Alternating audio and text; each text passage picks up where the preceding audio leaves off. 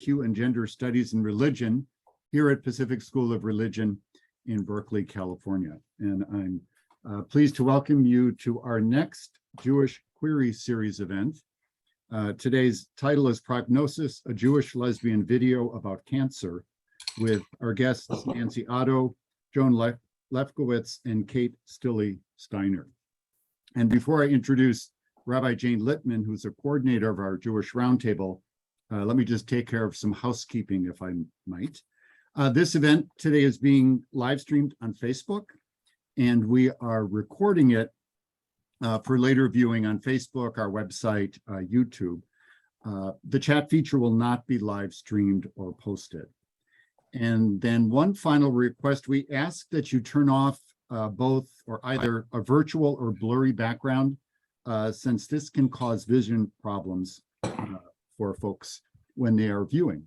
So without any further ado, I will welcome Rabbi Jane to our Zoom room. Hi, everyone. I have a virtual background, which I will turn off as soon as I'm done talking. I apologize. I thought it was just the blurry background. I'm actually in my car, and you will be able to see my car, which you will enjoy, I hope. Today we have a really wonderful program and three extraordinary presenters. This is a deeply moving program about a person who I respected and I knew, Debra Chasnoff, called Chaz to her friends. And I think the clips and the speakers will speak for themselves about Chaz and her extraordinary gift to her community and to the world. The world is certainly a better place with her having been in it. Our three presenters are Nancy Otto, who is Deborah's wife and is featured in the film. She consulted on the final stages of the film and is also the administrator of GroundSpark. She's a senior consultant at Klein and Roth Consulting. Nancy also is a conceptual artist who works on blown glass that she creates. Joan Lefkowitz is a technologist since the 70s, began her work at Resource One, the first People's Computer Center.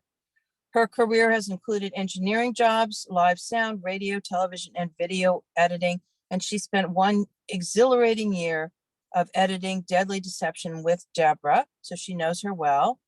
Her goals have always been focused on getting free information to those who need it most. And Kate Stilley Steiner is the co-founder of the not-for-profit media organization Citizen Film. Her most recent producing credits include American Creed, slated for a national PBS rollout, and editing credits include documentaries for PBS, the Learning Channel, ABC, and Fox. She's Deborah's longtime collaborator and had edited several films with Chaz, including two in the Respect for All series, and they co-produced several titles together, including One Wedding and A Revolution. And I'd like to turn it over to Nancy. Thank you so much. It's really good to be here with all of you, and thank you for inviting us. So we're not going to be able to show the full film today, as Rabbi Jane referenced, and so we're going to show a couple clips, but wanted to kind of set the stage a little bit before we do so. I was just curious if people in the chat, if you've ever had any experience of walking the path with someone who's been diagnosed with a serious illness, if you could just maybe in a couple sentences just say a little bit about that, that'd be helpful for us to kind of know, your own journeys, your own experiences of dealing in this realm with people. Okay, thank you, Bernie. So Chaz and I were together. We were married. We were a couple for 18 years. I helped be a step parent to her two children, Oscar and Noah, who you'll see in the film. And we had a very vibrant life together. We both came to Buddhism separately. Chaz was raised Jewish and started going into Jewish sanghas and started exploring the Jewish path. And then we got together, and it was a beautiful part of our relationship, actually, being able to share both the Dharma and the Jewish practices that she brought to our family, and I got to take part of. I think, you know, what is central in this whole story, and the reason why we made the film, is that once Chaz was diagnosed, so her first inclination was to turn the camera on, because she felt like she wanted to take the mystery out of what it's like to be told you have a very, very serious illness, and the dilemma or the challenge of how to live fully with it under the shadow of this very scary situation. And, you know, I think what's central in that is, you know, the threat to one's existence and the different tools, the different life experiences we have to lean back on to help us navigate that. And for us, our spirituality was a big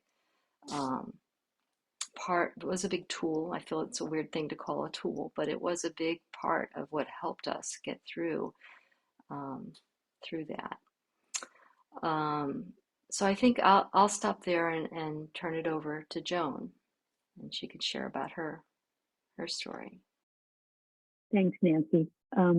First, I just want to say I've been reading what you all noted in the chat, and yeah, it seems that many of us have walked the path, some many times and some very recently. So I just want to extend heartfelt warmth to all of you for the journey that you've been on and that we're all on. And as Nancy said, we do hope that this film will help everyone see the way that Nancy and Chaz chose to take this journey.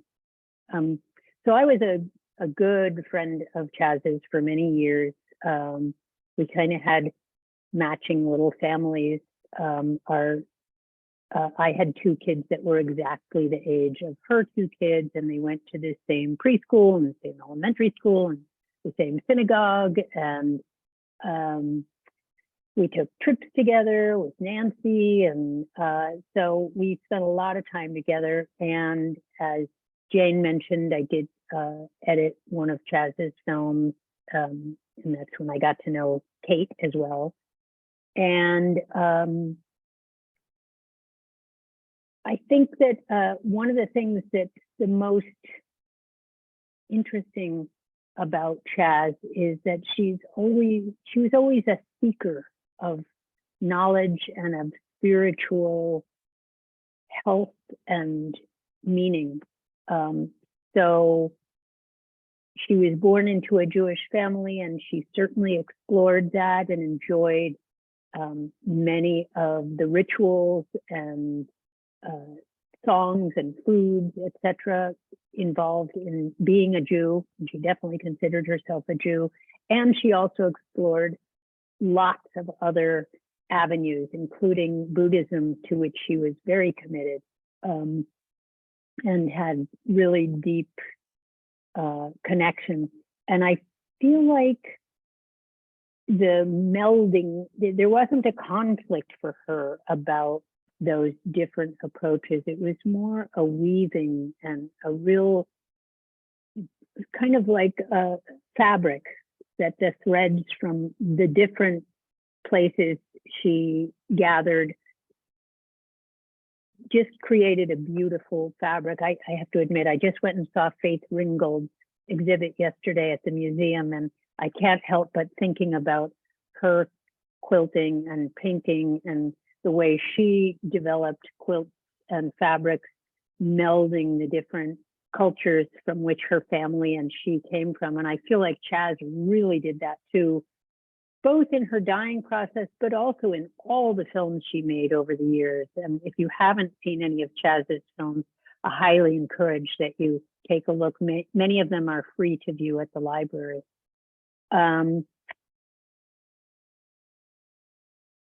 She also, I mean, part of her filmmaking was that she was also a very giving individual, and she always tried to distribute her films in a way that were accessible and understandable by everyone in a way that many independent filmmakers don't go for. And I think that she created community in a way that still extends. Her community of friends and supporters still contact us at Ground Spark a lot to tell us how much she meant to them. I'll leave it at that and pass the baton to Kate. Well, thank you everyone for inviting us here to talk today. We're excited to share with you 2 excerpts of the film that we hope will generate some conversation around topics that are close to this group's heart. I guess the only thing I would add about Chaz, just so you have a little background, because you're only seeing excerpts of the films, you don't get as deep a knowledge. And I guess I would just want to impress upon you that Chaz really was she was an icon in the documentary filmmaking industry, and she led the pack in thinking about how documentary film can encourage communities to come together and to work together to actually have some sort of impact or make some sort of change in the world. And she really led a whole generation of filmmakers to understand the power of their medium in a way that they had not seen before Debra Chasnoff came to the profession. So I'm just excited for you to see the work that we have. And I can talk more about the film after you've seen a little bit more. So I guess it makes sense for me to start to share my screen, and we'll screen the first clip. Yes? Okay. Kate, just one thing to add, that this is a much longer film. Yes. And we're only getting, because this is a shorter presentation, you'll see a little bit of the film, but we encourage you to find the rest of it. Yes, and we do have a link that we can share with you about that will get you to be able to see the film. Okay, so this is kind of a taste, just a little taste. Okay, I don't share my screen all the time, so I'm a little rusty, but I'm going to give it a whirl. Here we go. Okay.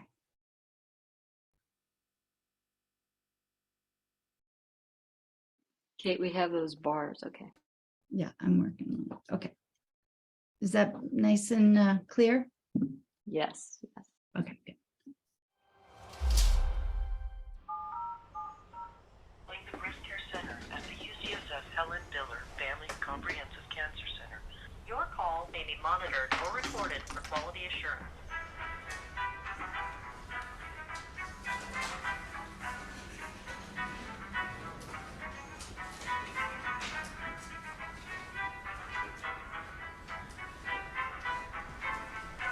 Response time for these messages is approximately 2 business days.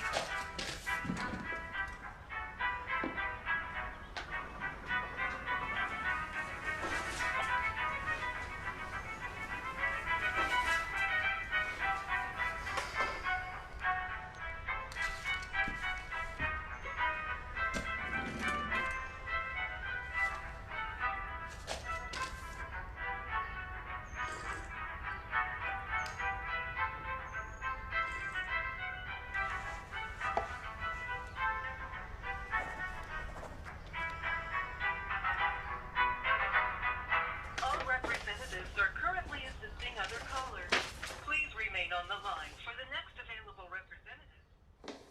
Ooh, let's see. Do you like it? It looks so cool. Are you pleased with your creation, Sarah? Yeah. And now let's have the interview with Chaz.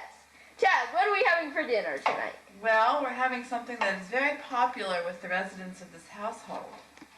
It is pesto. Your kids, Yes. do they like this? Well, to the best of my knowledge, they both like it quite a bit. But, What are their names? oh, we have Oscar and Noah.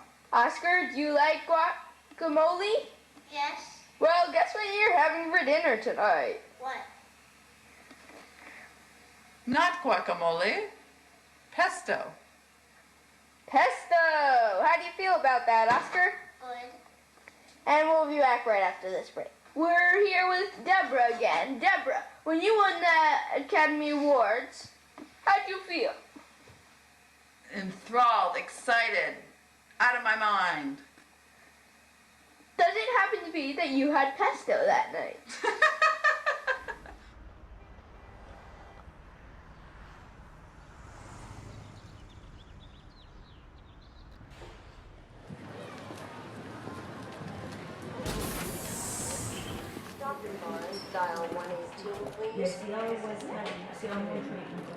I'm a documentary filmmaker, and I'm making a film about my experience getting diagnosed with cancer. Oh, okay. Yeah, and what it's like to be a person that's going through this. Cool. Very different. Yeah, what do you think about that idea? I think it's a good one because everybody has a different perspective.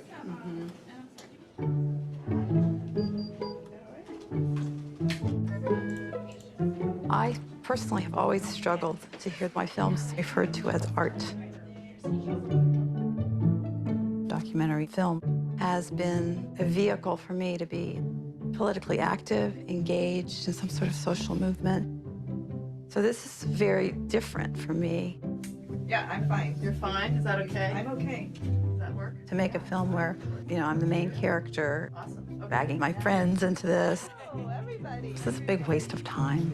Hi. Great to see you. But I do have something in my gut that says, maybe this is worth it, not just for me, but for many, many other people.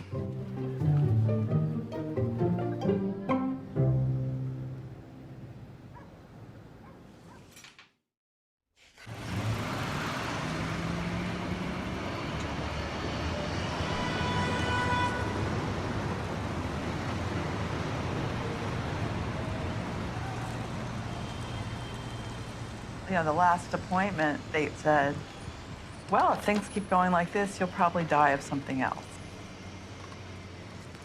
What if I'm a lucky person and I continue to respond really well and I don't take a dive? But you know what almost hurt me?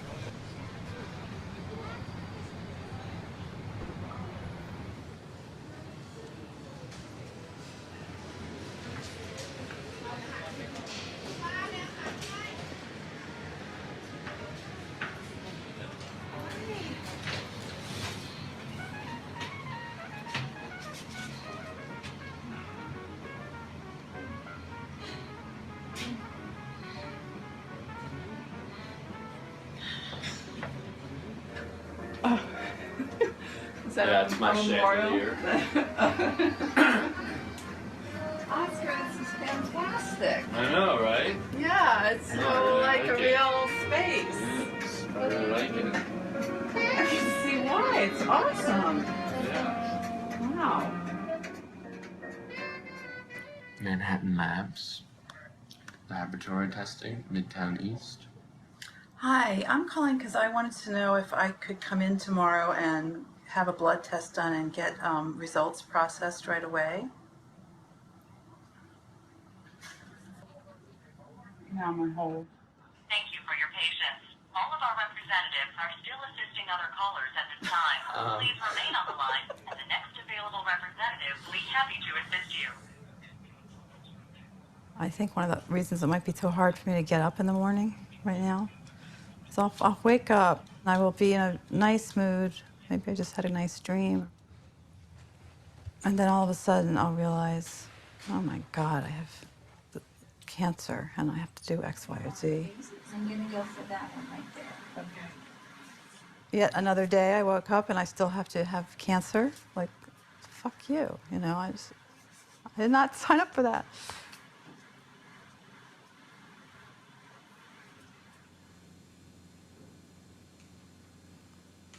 thing on camera? It is on camera.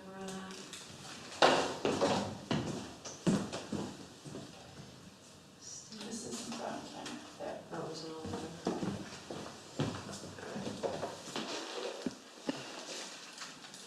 All right. 12 more seconds. Look over here, Jess. I don't know. Do I still look alive? You do. Okay, good. You do. You're great. Okay, just want to make sure that I don't need a little shot of something. But does anyone care about that on this DVD? I don't know.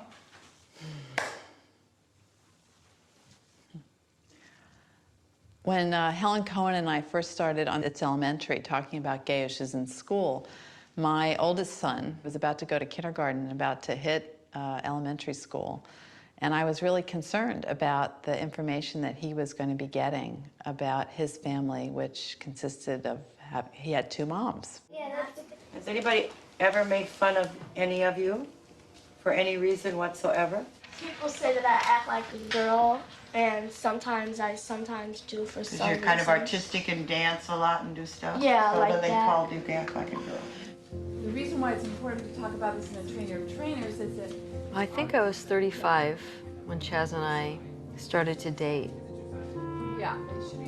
I was working at the ACLU directing a youth rights program, and when her film It's Elementary came out, we immediately started using it in trainings. We could see how it transformed room after room of teachers and administrators about why it's important to create safer places for gay kids. Director Debra Chasnoff decided to address the problem. For Chasnoff, this type of controversy is all part of social activist filmmaking. The homosexual activists aren't content with the idea that they ought to be left alone. They want to indoctrinate school children all over the country. we challenged Mr. Knight to show one place in our film where a child is being recruited. I think it's a complete myth that if you talk to children in a responsible way about gay and lesbian people, that somehow that will make a child gay or lesbian. I felt so proud to be with someone who was so effective at making change happen in a quick way. I remember going to bed at night and just feeling like, wow, I am the luckiest person to sleep next to this person all night long.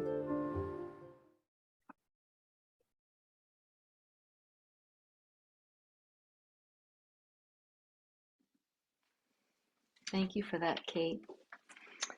You know, one of the teachings in Buddhism that we actually spent a lot of time on before Chaz was diagnosed with our own little mini Sangha that we had, as well as after she was diagnosed, and actually even in the last week, or in her last week of life, when she was unconscious, those of us who came together to care for her, we talked a lot about the 5 remembrances, and we actually had this, the 5 remembrances clipped to our bulletin board in the kitchen, and we would always, you know, kind of remember it.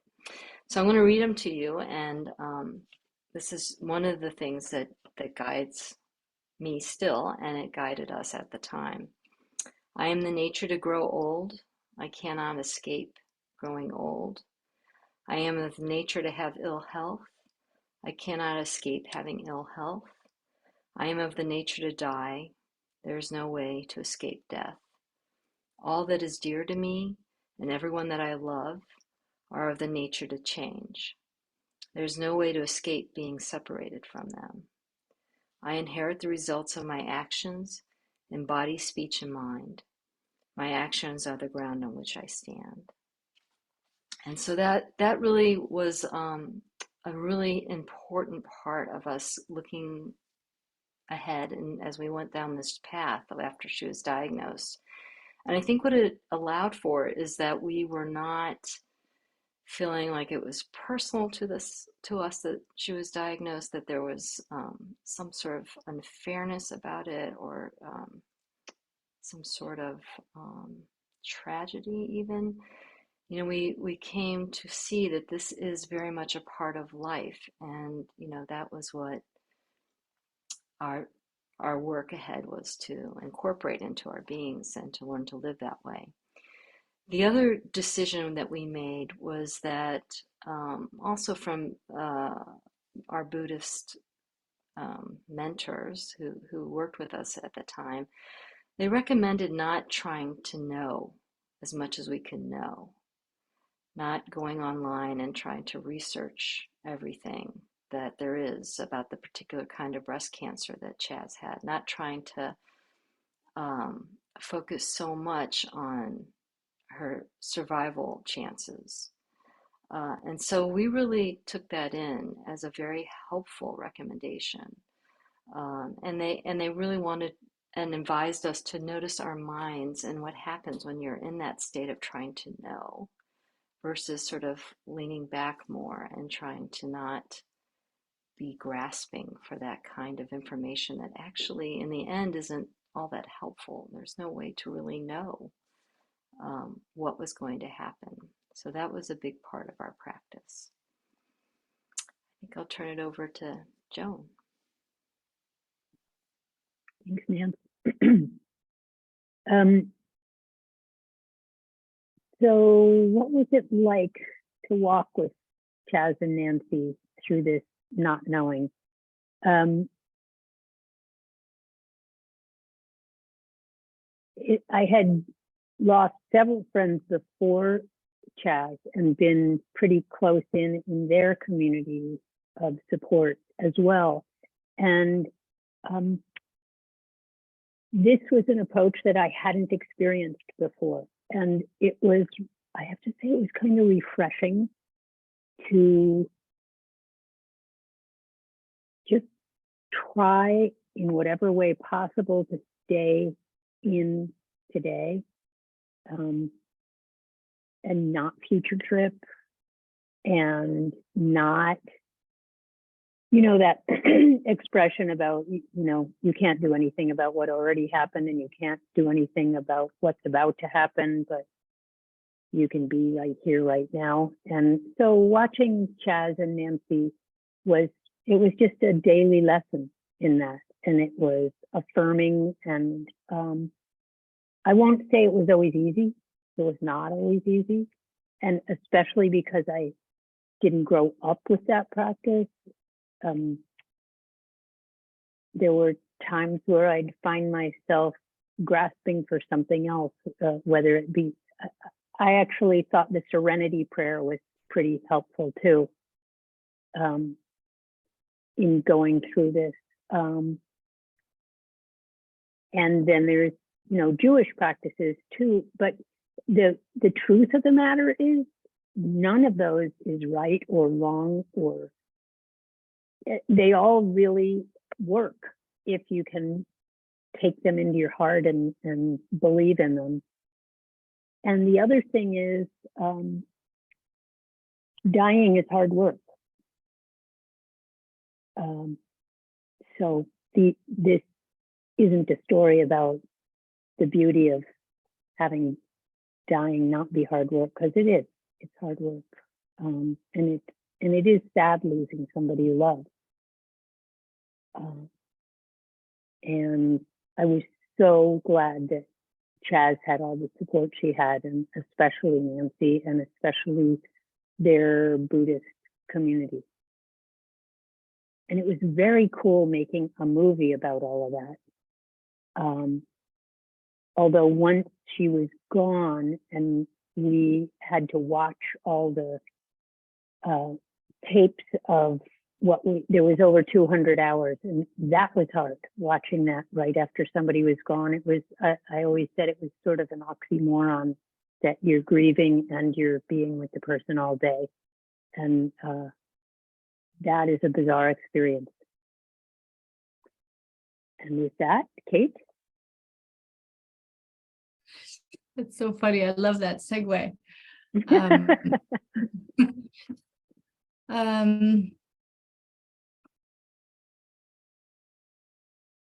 Well, I think this idea about not knowing, if we stay in that vein, I guess I wasn't raised in a tradition where you focus on trying not to grasp at the knowledge of whatever's coming next. I understood the concept of it when Chaz and Nancy told me about it, and it made complete sense to me. But I was really surprised at how often it came up as, you really had to be dedicated to that idea, and you had to hold firmly to it. And throughout the film, we tried to come back to that idea several times. So it's a through line throughout the film. It's a theme that you come back to time and again. And I think as a filmmaker, the thing that I like the best about the film that we made from the material that Chaz and Nancy and all of her friends shot is just the idea that, it's messy. It's really messy, and you need to be okay with it being messy, and people having saying one thing one day and saying something else the next day, and then going back the other way, because you're in uncharted territory. And I think that one of the reasons that I was thrilled to have the opportunity to work on this story is because I feel like our culture doesn't really give us enough flexibility to be okay with things being a little messy, and you don't know, and it's okay. So I think that's probably a good place to segue to the next clip. So the next clip we have is 10 minutes long, and it explores this idea of not knowing. And I think once we're done with this, we'll come back and talk a little more, and then we'll have time for questions and comments from the group. Okay, I'm going to do this screen share thing again. Here we go.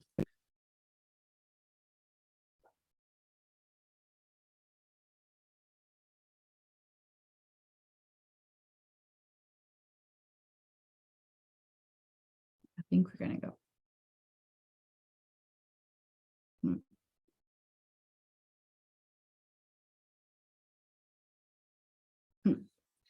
Okay, let me try that again.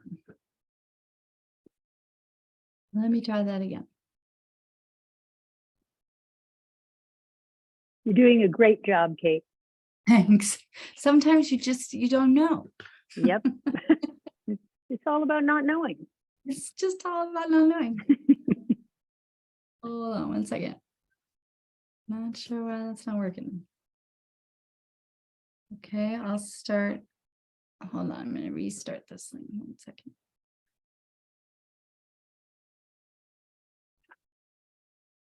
This is a lesson for all of us watching a techie have technical problems. Exactly. Okay, I think it's going to work this time. I hope it's going to work. Okay. Oh. Yeah.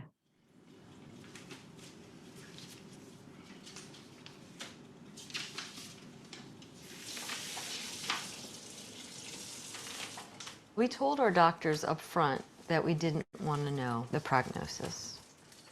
Why did you make that choice? Well, I think part of it's from our Buddhist practice, about how the mind wants to know. I mean, you start reading statistics and I got totally freaked out, and I start telling myself I'm going to be in the worst statistics that there are. And there's so many factors that would affect where I would be on this bell curve that we don't know.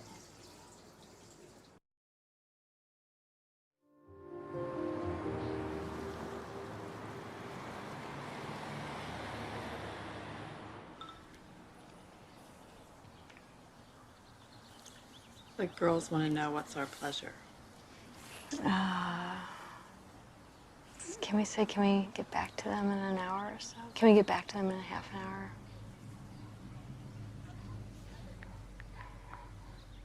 This is what I want to have a discussion about before we do the meditation today, about these different levels of mind, the state of mind. But I'm just going to pull out a little bit and just review a couple things, so we're holding it similarly. Okay, you sound a little teacher-like. I'm sorry. Just be my Okay. sweetheart. Okay. Calling upon the placebo effect requires us to truly change our beliefs about ourselves and what's possible for our bodies and our health. We need to understand what beliefs are and where they come from. The moment the person hears the doctor say diabetes, cancer, hyperthyroidism, or chronic fatigue syndrome, a series of thoughts, images, and emotions is conjured up based on his or her past experience. Okay. Maybe can you turn that off so I don't get stuff in? Okay, right now they're gonna respond. Okay, fine. No, all that stuff. She said there right now. Yeah, So I I'm gonna understand. turn the thing. Thank you. I can never get it to go.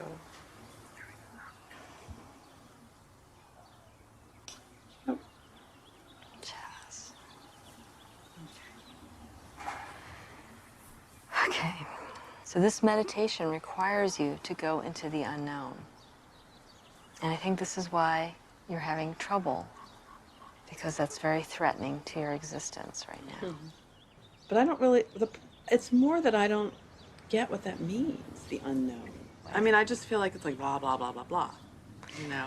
And I'm like working really hard to Okay, to discern what you're saying, to follow the logic. Okay, but some people don't even need this logic, right, to do this. Okay.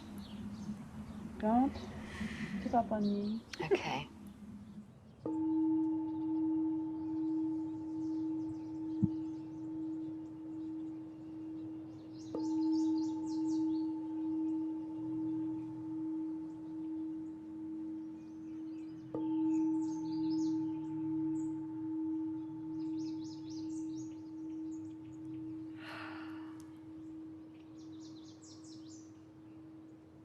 We often hear that we're supposed to be living in the present moment, and I've never really quite understood what that meant until now.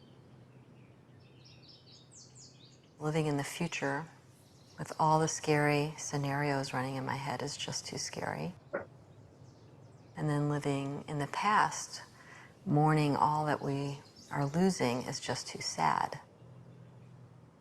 So being right here, right now, feels okay.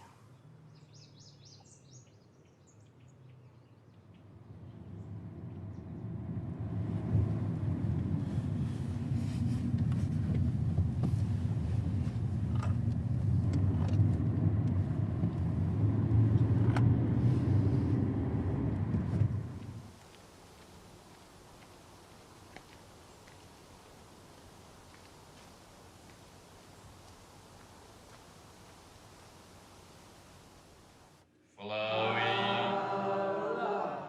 connecting, deeper, deeper.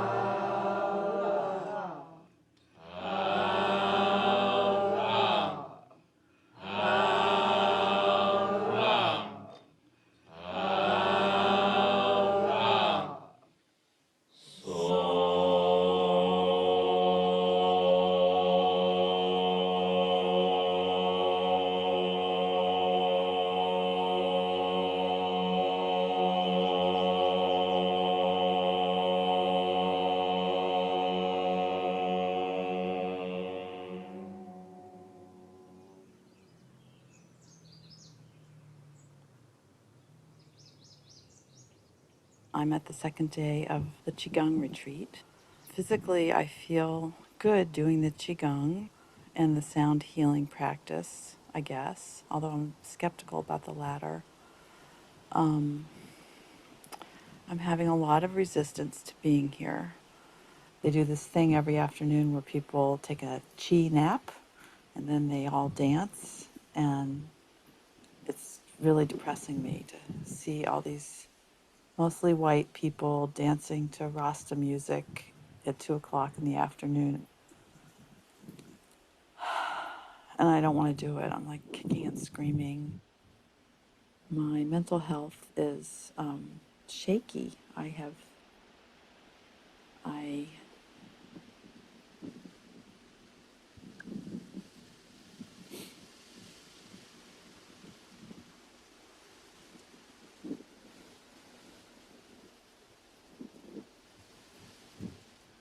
feel like I don't know who I am.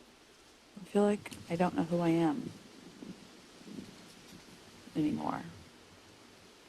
And I tell this to Nancy, and she is kind and listens to me, but I feel really alone in this feeling and lost. And it's really scary. I'm not really sure what to do with all of that. We'll look forward to reading the report. Yeah. Okay. Bye. Oh my God. All right, what comes up? I don't know. I want to run away. Really?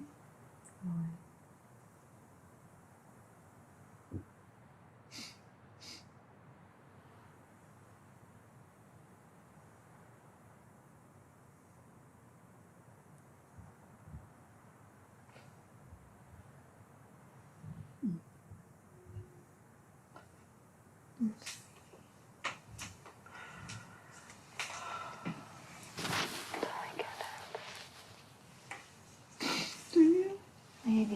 Maybe not.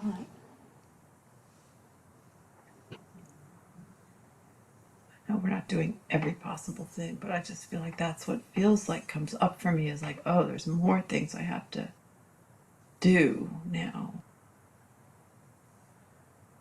And it's just, you know, of course I want to prolong my life and I want to live my life. No. I sort of feel like, I mean, honey, if I knew, like, okay, if I do all these things for the next year, I'm going to live another 20 years, you know.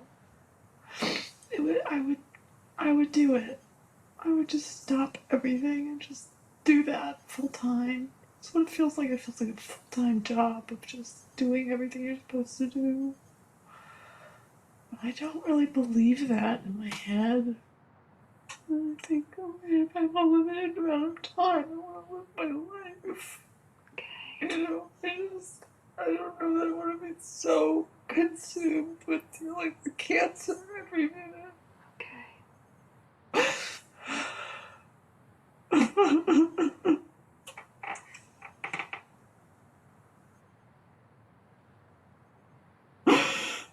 Do you understand that? Totally get that.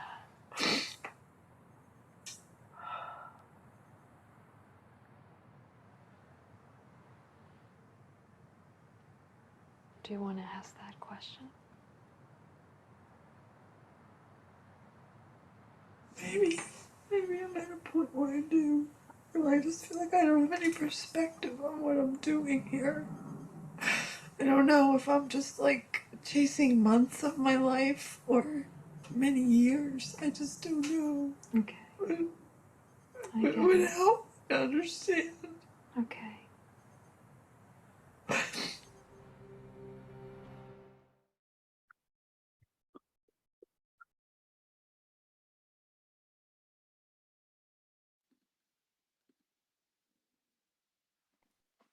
Thank you, Kate. I realized, you know, one of the things that I forgot to say earlier, but is something that is really important in explaining this film is that want to be really clear that we're not saying that this is what everybody should be doing. You know, this is everybody has a unique thumbprint about how they're going to go about navigating these journeys, and this is we just hope to share, you know, just to open it up like, okay, this is what we did, but by no means do we think everybody should do it this way.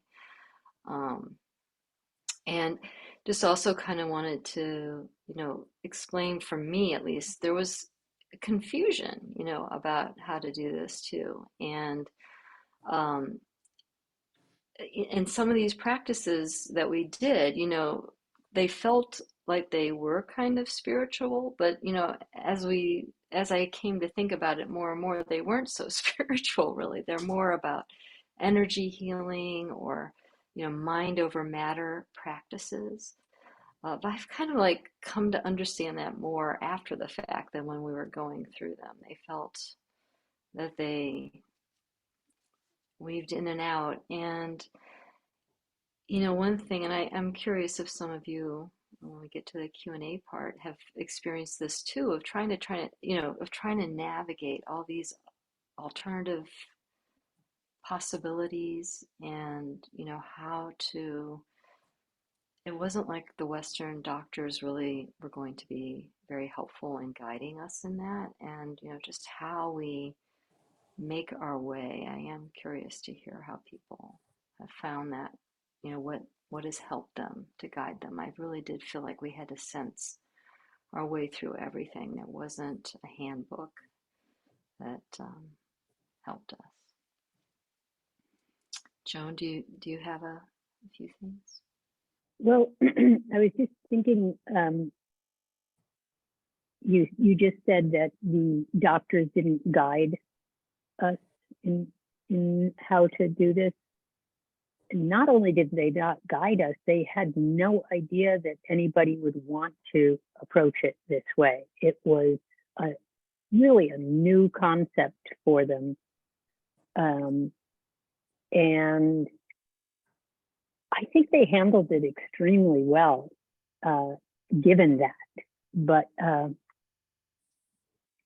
it was almost as if you and Chaz were teaching them about how to deal with end of life as you were learning yourself and just figuring out, well, it's sort of like walking on a rocky path, and you just trust that the person in front of you is stepping on a stable rock, not an unstable rock, and you take a step behind them and hope.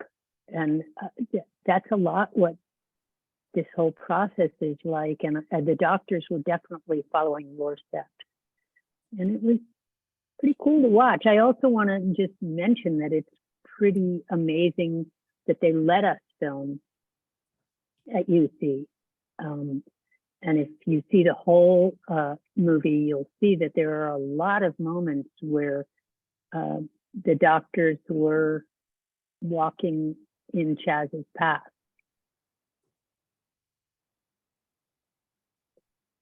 Kate, did you want to add anything?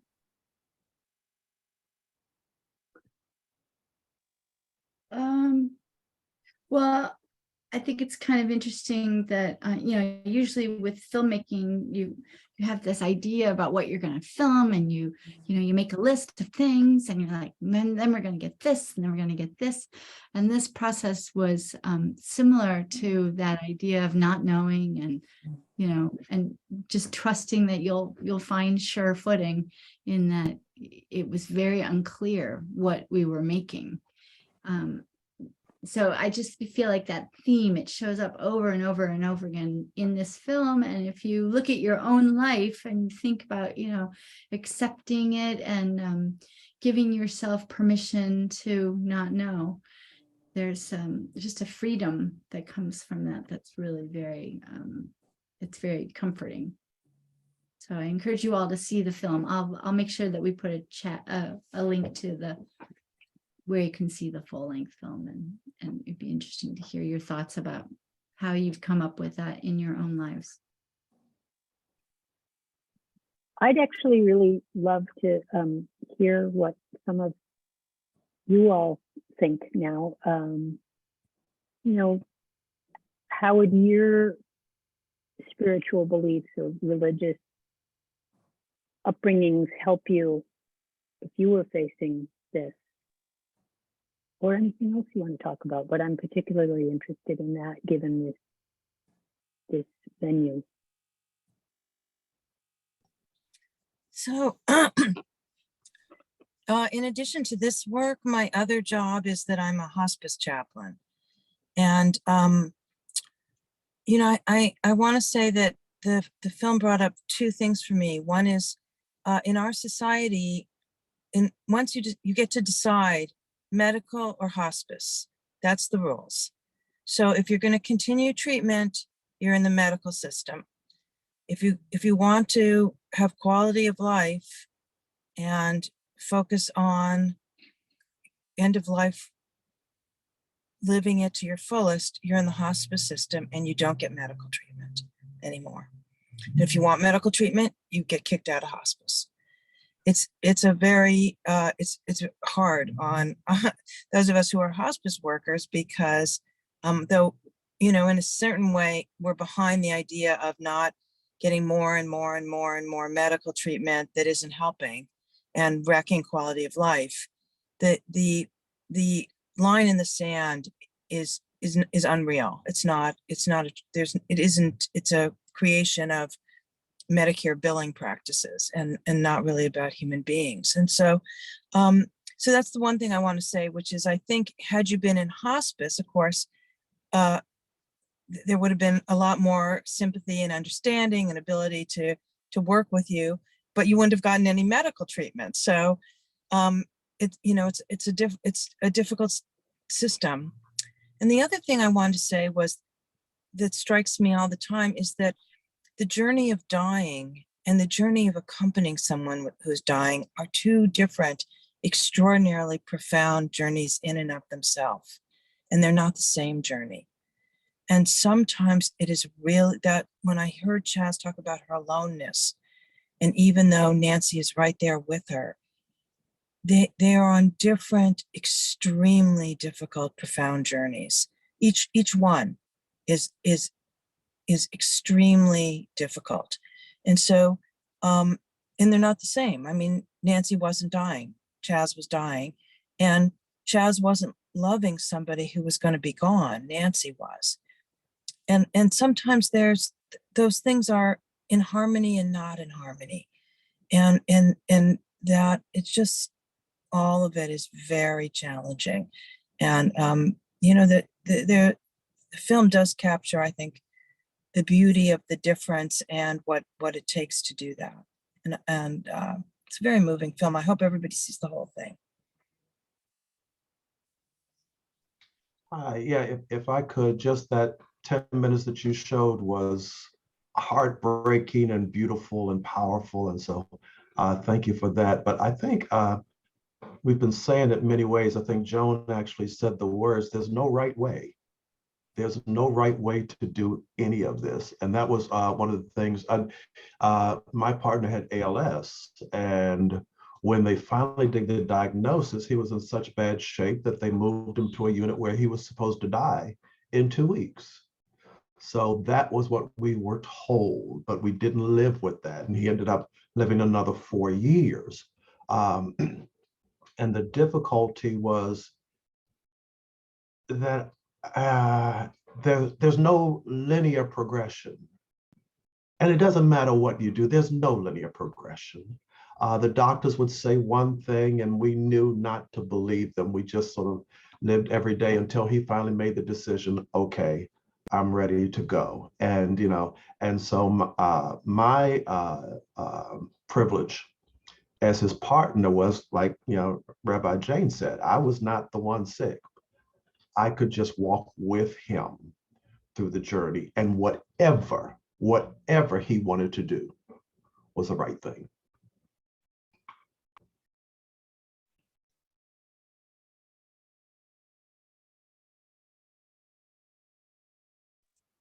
But I do want to say, both Dundee and Nancy, somebody also should be walking with you. That is to say, you're walking with them and somebody needs to walk with you. So that, because being the beloved and the lover and the partner and the spouse of somebody who's dying is also a lonely and difficult journey that requires support.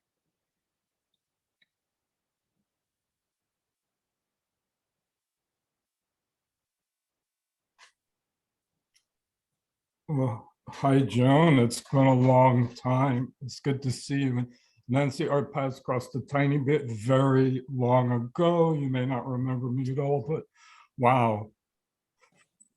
It was the perfect thing to see a month after losing my sister, almost a year after my nephew dying. And I am looking forward to seeing the whole thing. It's just so brave, so heartbreaking, so wonderful to be with Chaz again. So thank you. Thank you, thank you, thank you. I'm just so grateful. And soon going off in my grieving body to acupuncture. So living in multiple worlds. So wow, I want every person on the planet to see this. Thank you. So Thank you nice so to see much. you again, and I'm really sorry for your losses. I just wanted to also say, you know, this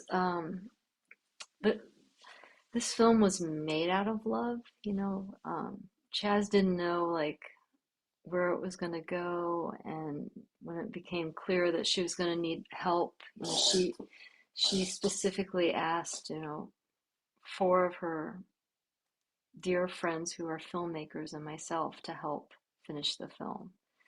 And so it has been a labor of love, and I feel like I hope in its getting out into the world, it continues to kind of spread love, even though, you know, it's hard. It's like, I do feel like it's about love too.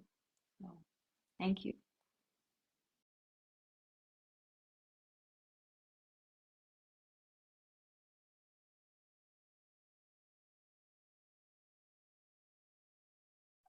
I can echo the gratitude for the beauty and truth in the film, and also the wisdom that so many of you are sharing about the importance of doing it one's own way. So my father was diagnosed with lymphoma, and it looked as if he would live a good long while, and then quickly turned out it was different than what had been expected. Very devout and progressive Catholic, a physicist, engineer, so science type. And at one point he got caught in this loop. That's how we were interpreting it, my 7 siblings and I and my mother, that he thought if he had enough faith in a Catholic kind of way, then he would be healed.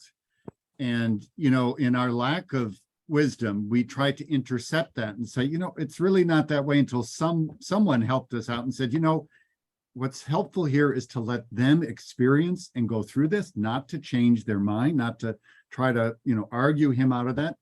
And it was, you know, we then did back off. And, you know, I believe, or like to believe, he worked through that. Not that there was any right or wrong about that, although we had a feeling about what was right or wrong, but it was a letting go of how we, as people accompanying him, wanted or thought we knew, in some ways, how he should be experiencing this. And that was, we learned, right? And so, yeah, thank you for this documentary. I can't wait to watch the whole thing. So thank you.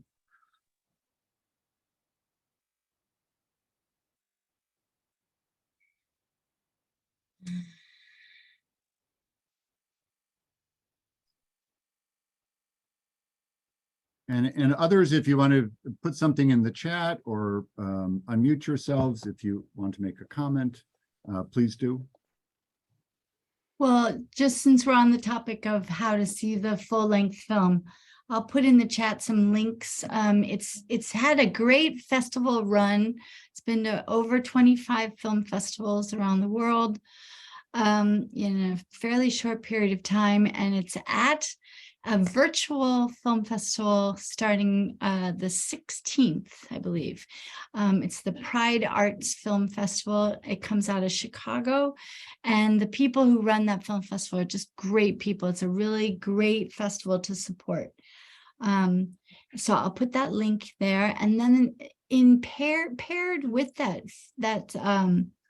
virtual screening, which you can watch whenever you want to.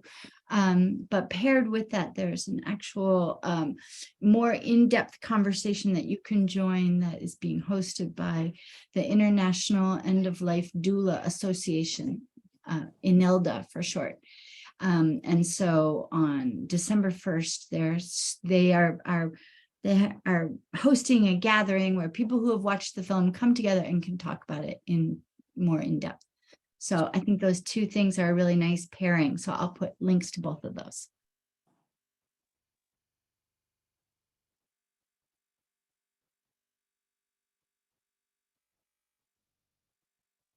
Well, I want to just thank you, Jane and Bernie, for having us and for I hope that you are able to show this on YouTube or whatever platforms you decide on going forward so that more folks can see it and keep doing the good work. Thank you, Joan. It will be this program, that is to say, your wonderful, the three of you wonderful discussion of how it was for each of you, which is important, sort of the meta level, the background level. And the clips from the film will be, we will have that available on our website and for our students and whoever needs to see it. And then, we'll send them to you if they want, when people ask, how can I see the movie? We will make sure that they connect up and have a link to wherever it's being shown then and can be part of it. I do want to, since we still have a little bit of time, I do want to, this is a Jewish query series, and I do want to bring up to me what was a sort of a central Jewish theological issue that I thought the film unpacked a bit, which is, I wouldn't exactly call it, I saw some, how it can be sort of articulated as striving or grasping. Sometimes I articulate it as fixing, which is that, this Jewish belief, which I know Chaz did believe in tikkun olam, which is that the goal of human beings is to be God's partners in fixing the universe. And so, Jews have this theological and upbringing of both of what I call complaining and fixing, which is that, in Jewish culture, complaining, fetching is much, much, much, much more allowed than it is in mainstream culture. And as a hospice rabbi, I have to teach hospice staff that all the time, that it's considered an art form in Jewish culture. If you're not complaining, it means you don't really care, right? So complaining is a way of pointing out to God that something needs to be dealt, to be taken care of. And it's a form of social activism. And so, and then the response to it Jewish theologically is to start to fix, is that you complain and then you fix. And that's what tikkun literally means, is fixing. And it can be, as a rabbi, I think it can be overmuch, right? That there are little moments in Judaism, for example, Shabbat, resting, that are not about fixing, but there is this great emphasis on fixing. And in order to fix, then the background of fixing is researching. And so, I do see that lots of Jews take up Buddhism, which I think is healthy. And, it's not a conflict. It's something you can bring together because, sometimes I joke, I say, Buddhism says all life is suffering and Jews know it's true. But I do think that the balance to the push to fix is also the side of needing to accept. And that, the balance between fixing and acceptance is really a fine line and very hard to do. And I wondered if you would talk about that a bit.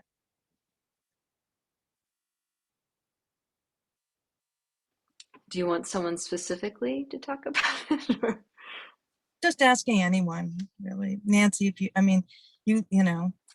Well, I love what you're saying. I mean, I definitely recognize, I don't want to generalize, but I definitely, there's definitely parts of that I remember we would go to Buddhist retreats and Chaz inevitably would stand up and ask the teacher, so what do you do when, things are so messed up? Are you just supposed to be quiet about it? Right. Well, in the clip we saw, when she's complaining about the white people doing Rasta dancing, that's a classic Jewish critique, right? That's like, I can't even begin to tell you how many times I've said something like that in so many situations, because that's, she's pointing out to God that there's a problem, and that in a spiritual environment, her belief is that should be fixed. And in Judaism, God works through human beings. So when you complain to God, that means you expect someone to fix it. And so that's sort of this expectation. And then you said, when at some point when she said to you, she said, I don't get the logic of it, right?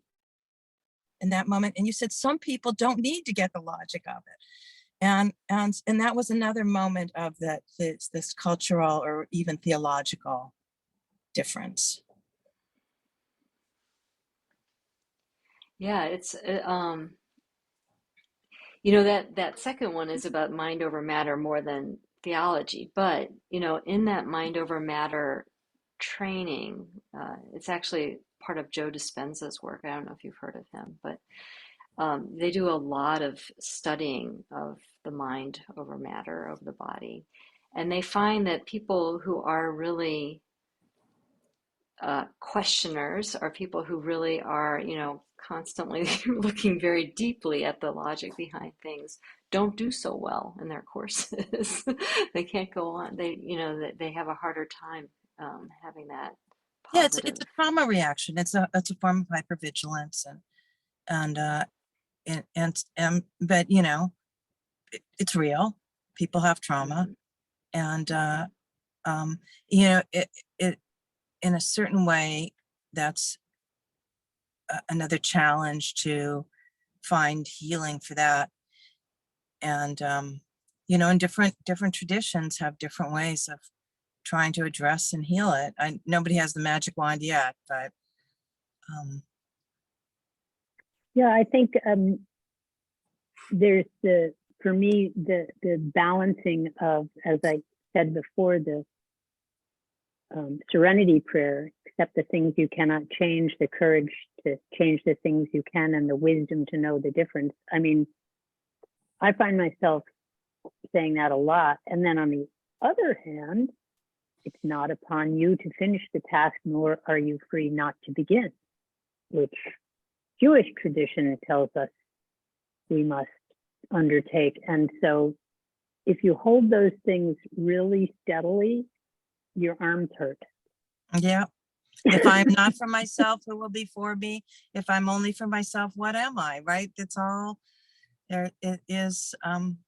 There's a lot of wisdom in all of our traditions, and I think, Bernie, your point too about the power of faith and how it give your father comfort, and you know, since we're all going to die anyway, sometimes it might be better to die having faith and instead of having skepticism, but maybe it's better to die having skepticism, you know, right? It actually also, if I could just say that, you know, another theme that I think is on the same path as this is the role of hope, that I've been that has been such a strong thing that I'm curious about. You know, for us, we had to have hope. It was hard to live without some kind of hope. And I don't think of it as delusional. I really think it's like a healthy thing. But for some people, I think having hope is a cruel joke or a cruel hoax. And, you know, I think it makes them feel like it's setting you up for tremendous disappointment. And I'm wondering, do you see that in some way related to this that you're raising?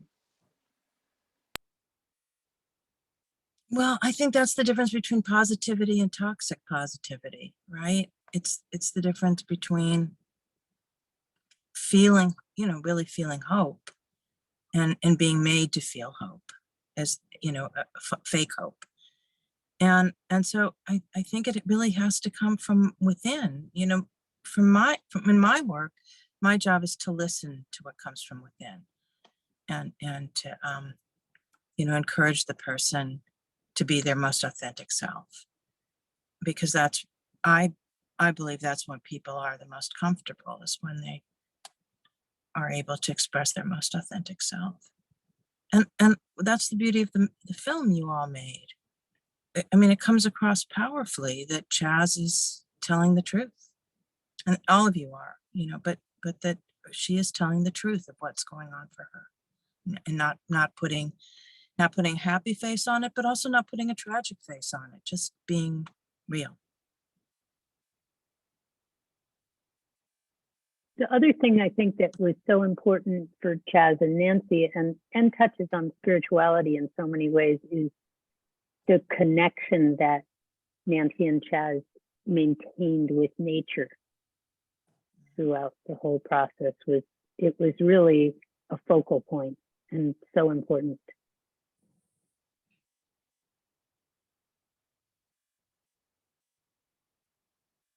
Well, does anyone have any last comments? It's time for us to sort of begin to close. Anything?